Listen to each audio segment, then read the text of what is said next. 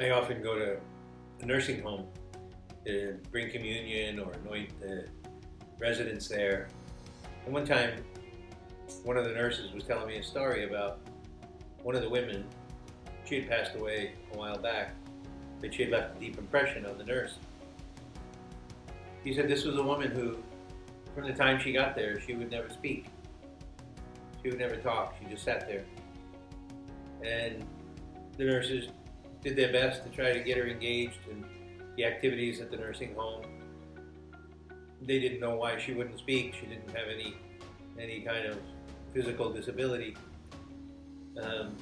But they took care of her and they did the best they could, but nobody could figure out how to get her to talk. And no matter what she did, nothing changed. She would just sit there all day in a rocking chair, rocking back and forth.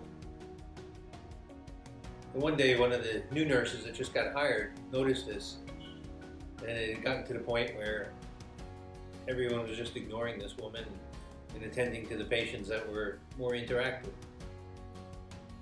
And this new nurse just pulled over another rocking chair and sat there and rocked next to her. And she would do that for a little while every day on her shift. She would just sit next to the woman who wouldn't speak and just rocked. And did that day after day. And it went on for quite a while. And finally, the woman who wouldn't speak looked at her and said, "Thank you for sitting with me." See, that one nurse gave her what she needed. Just somebody to be present. Somebody to meet her needs in the way she needed them met. And if we could all be that adaptable, we could all be that flexible with people and their needs, what an impact we could have. Just think of somebody in your life that maybe you're not meeting their needs because you don't have that flexibility.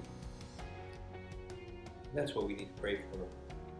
That we can meet each person and each soul exactly where they're at.